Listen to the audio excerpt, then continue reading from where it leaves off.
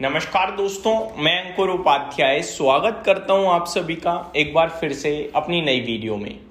दोस्तों, आज की उठापटक और लास्ट में पटक पटक के बाद कल क्या बाजार में रिकवरी आएगी या फिर और गिरावट के लिए तैयार हो रहा है बाजार, ग्लोबल मार्केट से क्या संकेत आ रहे हैं, एफआईआईडीएस की डेटा क्या कह रहे हैं, एफआईआईस की सेलिंग कब रुकेगी, ये सारे सवाल हैं जो हमें डिस्कस करने हैं। शुरू करते हैं एफआईआईडीएस के डेटा के साथ।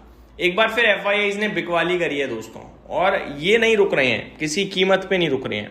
हालांकि अच्छी बात यह है कि डीआईस डटकर मुकाबला कर रहे हैं, बट सेंटीमेंट्स जितने खराब हैं एफआईआईस मान नहीं रहे हैं। कैश मार्केट में 5,555 करोड़ की बिकवाली एफआईआईस ने करी है, जिसके सामने डीआईस ने 5,165 करोड़ की बाइंग करी है।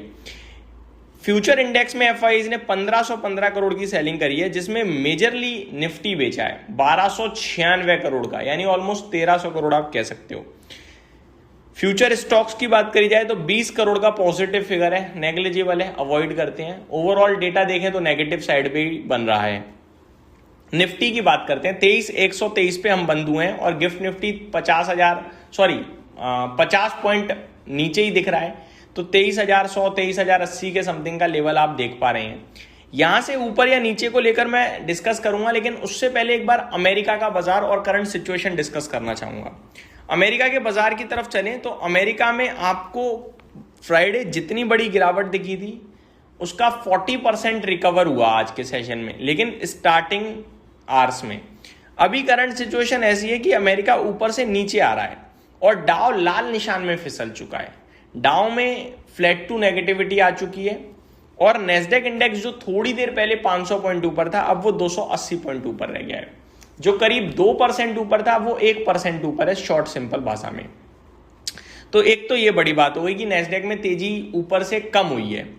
S&P 500 मात्र 0.4% ऊपर रह गया है और रसल 2000 में तेजी अभी भी बनी हुई है, बट ये भी ऊपर से थोड़ा नीचे आया है। रसल 2000 अभी भी 1.25% से ज्यादा की तेजी में है।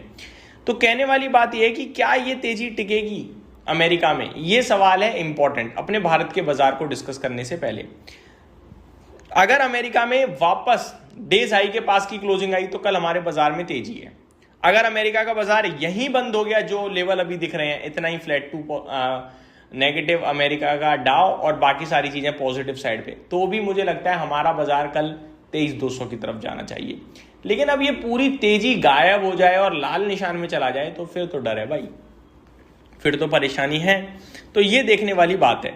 यूरोपियन मार्केट्स की बात करूं तो ये फ्लैट है, जहां पे फिट्सी कुछ नहीं कर रहा है। डेक्स में हल्का लाल निशान, कैक में हल्का लाल निशान है और डेक्स करीब 0.6% समथिंग नीचे दिख रहा है आप सभी को। कच्चे तेल की बात कर लेता हूं थोड़ी आप सभी के साथ। कच्चा तेल अच्छी बात है, वापस आपके लिए $94 प्रति बैरल के पास पहुंचा है, $94.4 प्रति बैरल पे है। तो यहाँ पे प्रॉब्लम जरूर बनी थी, लेकिन अब न्यूट्रल साइड पे लग रहा है मुझे। गोल्ड सिल्वर की बात करी जाए तो आज भी इनमें लाल निशान ही है, जहां पे चांदी % नीचे है और गोल्ड में भी करीब फ्लैट टू नेगेटिविटी ही है। कॉमेक्स की बात करूं तो $68.68 प्रति आउंस पे चांदी पहुंचता हुआ दिख रहा है।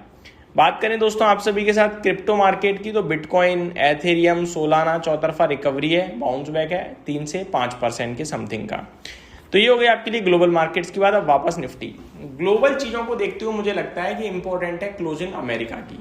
अगर क्लोजिंग ठीक रहती है, ठीक इन द मीन जहां पे नेस्डेक जैसे 1% ऊपर है, रसल 2000 1.5%, यहाँ कहीं 1.25%, यहाँ कहीं अगर बंद हो गया तो हम लोग कल 23,000 के सपोर्ट के साथ 23,200 250 की बात करेंगे। लेकिन और नीचे आता है तो फिर 23,000 का लेवल बच पाना थोड़ा मुश्किल होता चला जाएगा। बाकी आपके लिए अच्छा क्या है वो समझिए। अच्छा ये है इजराइल और ईरान का सीज फायर दोबारा आ गया है और जंग खत्म हो गई जो आज शुरू हुई थी।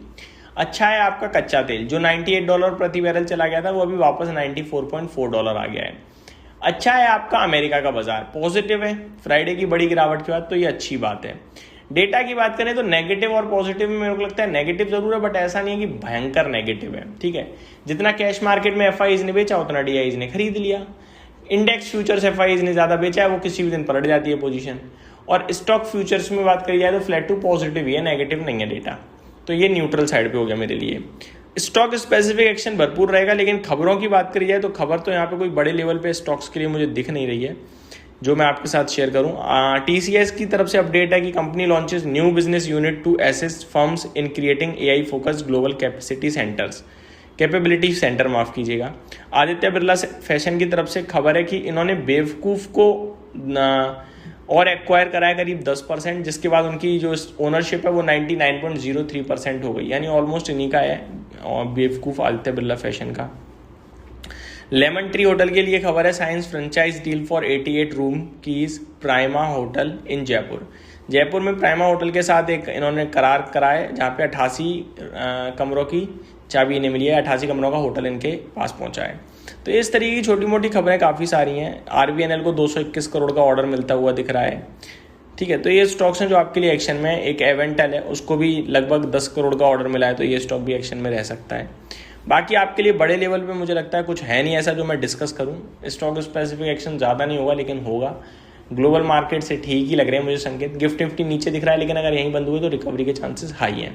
तो ये मेरी तरफ से अपडेट थी, उम्मीद करता हूँ डिटेल्स पसंद आई होंगी। Thank you so much for watching this video. Good night guys.